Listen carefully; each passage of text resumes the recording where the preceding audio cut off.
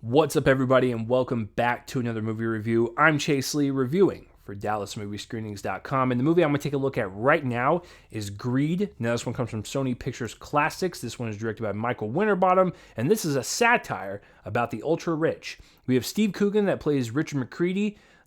He's always been a grifter his entire life. He's always scammed people. He's even got the nickname in school, Greedy McCready, because of how he scammed people out of their money and how he just played them dirty through really deceitful tricks. And so he uses those practices as a child, and he does that with business owners, and he's able to start up businesses. He tanks these businesses, and he's able to roll it over and do other businesses. They all go bankrupt, but he finds ways to still gain money in the process, becoming a millionaire, and then eventually selling one of his businesses off to become a billionaire. So we get to see his lavish lifestyle.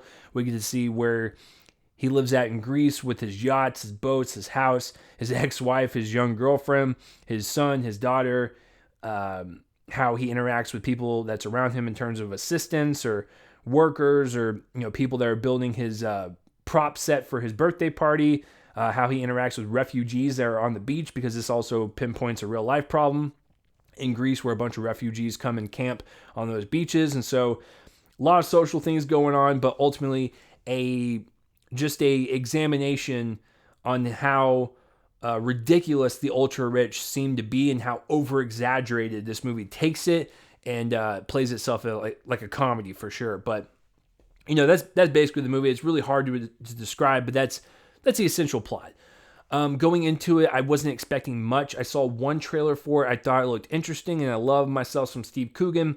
Always picks, random roles. He never does one thing, never typecasts himself. He always surprises me as an actor. So, walking out of this movie, I gotta tell you, the movie overall is fine. I think some people might like it more than me, but for me, I think it's fine. It has some issues, but it's never going to go beyond the grade C bracket.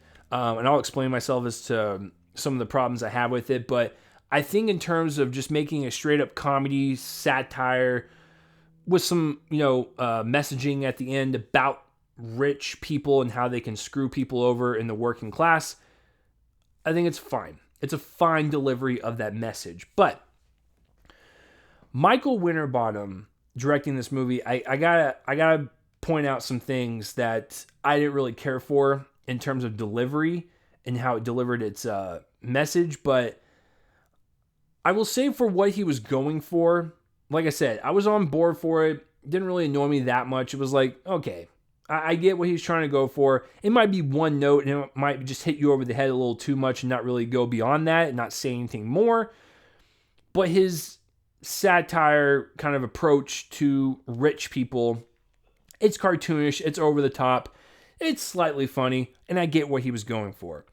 Here's some of my issues with the actual film. To start with the actual satire comedy element to the film, I thought it was only funny like half the time.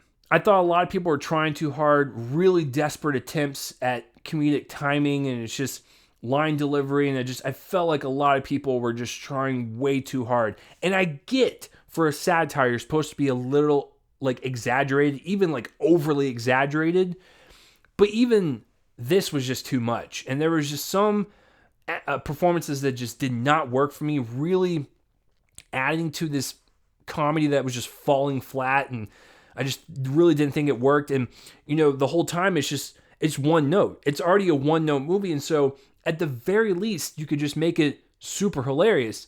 Didn't work for me all the time. It was like a 50% chance on whether that joke was going to be funny, that visual gag was going to be funny.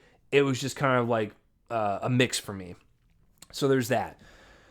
The second thing is, I didn't really get a clear vision in terms of what Michael Winterbottom was going for. There were several aspects of the film that felt like it was a mockumentary. Several things that felt like it was a different approach to the story, and then would flip back to another. I never found one clear vision on how he wanted to approach the satire element of this film. And, there were certain things that were fine in terms of McCready interacting with people that he worked with, and, it going back in time to the past and stuff. I felt like if you were going to introduce like these kind of mockumentary scenes a little bit, it just, I don't know, it felt really random and didn't really feel like it was a clear vision on what you wanted to deliver with that. And it was just a few scenes. It wasn't like anything atrocious. I just wanted to point out there were some things that kind of diverge a little bit from your clear path for this film, and I just was a little confused by that. The biggest thing about this film is its execution and the core of its message. The last like 10% of this movie is what I liked about it, and really kind of hammering home the stats and the overwhelming kind of evidence of how rich people work on the backs of other people creating their products and paying them ridiculously low wages. That stuff hit me because I think a lot of people can understand that. A lot of people can be like, yeah, that's messed up. We need to change this system. And it's a call to action. It's something that makes you stand up and go, I want to do something about this.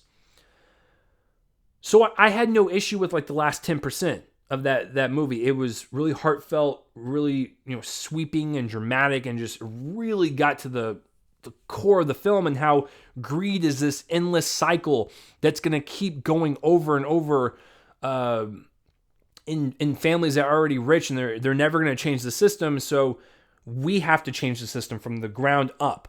So I got all that. That was awesome. The issue was the transition, the tone management that Winterbottom switches between this comedy that we've been watching to something like way more serious and effective towards the end. It doesn't flow well. It just kind of happens. It's random, it's jarring, and I'm like, if this was the central core of your film, why didn't you establish that earlier or something? I felt like I didn't get the impact that message wanted me to have on it, and I just felt like it was tacked on at the end to get your point across, and that's it, when it could have been kind of weaved in and out of the story a little bit better. So, wasn't funny most of the time. I felt like some of the directing choices that Winterbottom had in terms of style just didn't really gel well. Not a lot, though, just something I want to point out, but the biggest issue was the fluidity between part one of this film and part two. I just didn't think it flow well at all, even though I got what he was going for, and I appreciate the message that he did land at the very end of it, especially with those stats. They're harrowing. Like, they just make you feel really depressed about humanity sometimes. You're just like, wow, I can't believe people do this, but there's that.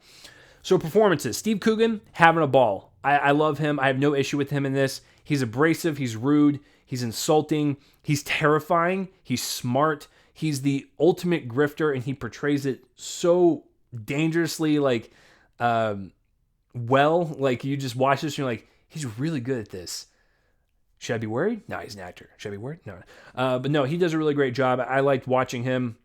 Some of the lines that he said caught me off guard, and they're super insulting, but I kind of chuckled a little bit. But yeah, no issue with him. And I will say his final moments in the film, great. Like, they make you just like cry tears of joy. The rest of the other performances were fine. Asa Butterfield is in this. He doesn't have much to do as his son. Isla Fisher, she's in this. I like her. There's not really much going on there. She plays the ex-wife. There's like some spark and some romance still between them, but that's basically it. One of the performances really kind of annoyed me, and it was David Mitchell, who plays Nick. He's the person following around writing his biography. I thought his performance was a bit annoying. Now, his actual character is fine, and I found that to be pretty important to the story because he is us. He represents us watching the movie. He is the outside point of view. I get that, and that's very important for this this overall story, and really kind of when he sees Richard McCready act certain ways, and like he's just shocked and appalled, and like people still let him off the hook. Like he's like us. Like he's like, why is he getting away with all this stuff? And so I thought it was really awesome to have him write his biography and write all the truth down, even though McCready might not like the truth, he was going to do it regardless. What I didn't like about his character was his comedic timing. My God, every single time when someone would say something to him, he would act in a way where he was reacting to them, but he does it in that comedic way where like it's that uncomfortable pausing or stutters or facial movements that like, emphasize like the comedy, but like it was severely unfunny every single time. And he did that constantly. It just, one note, doesn't expand beyond that. And, that kind of goes with the overall vision of this movie that Winterbottom had. It's just a one-note movie. It doesn't explore anything else with, the ultra rich. It's just kind of like, it's just there. It doesn't do anything with it that we've never seen before. But like, David, just when you watch the movie, you'll know what I'm talking about. But every single line that he said was the same delivery, where it was that awkward, like bumbling, like uncomfortable, like, I don't know. That's just a line example, but yeah, I don't know how to explain it. But yeah, his character got quite annoying. Everyone else was fine. It's really pretty to look at. I mean, we're dealing with the rich lifestyle, so yachts, houses, all that stuff. So the cinematography is clean, it's crisp, wonderful to look at. Great locations that they used. I think they actually filmed in Greece, so beautiful scenery and stuff. So it's really a nice movie to look at. But in terms of interest and overall delivery, I like some of it. Kind of dislike most of it, but I understand what they were going for. It was just this interesting mix of just everything. And so that's why I was originally just going to give this movie a C. But I think there's slightly more issues with the directing and how it was delivered than as I'm talking to you guys, that I'm starting to figure out. So I'm going to dip it down to a C-. I don't think it's the worst film of this year, not by a long shot. It's just kind of didn't really do anything for me. But the last bit of it during the credits really did, and that's what's important in overall delivering for the film. But it's just a little too late at that point. So, what did you guys think of Greed if you even heard of it? I know I rambled on too long, but there was a lot to talk about. But let me know down below if you've seen Greed. Please like this video and subscribe to my YouTube channel or the podcast or whatever, and get up to dates on when I review anything. So that will do it for this review, guys. I'm Chase Lee for DallasMovieScreenings.com, and tune in next time for whatever I review next. I will see you guys later.